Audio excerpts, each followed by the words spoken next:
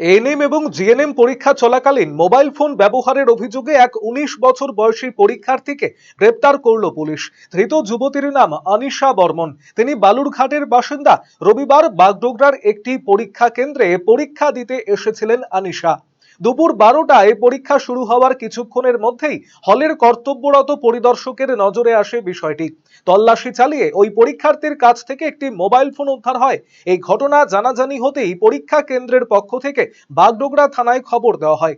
Police দ্রুত ঘটনাস্থলে পৌঁছে ওই পরীক্ষার্থীকে আটক করে থানায় নিয়ে যায় এবং তার মোবাইল ফোনটি বাজেয়াপ্ত করে। নিয়ম লঙ্ঘনের অপরাধে বোর্ডের পক্ষ থেকে ওই পরীক্ষার্থীর উত্তরপত্রটি বাতিল করা হয়েছে। পরবর্তীতে পুলিশ ওই যুবতীকে গ্রেপ্তার করে।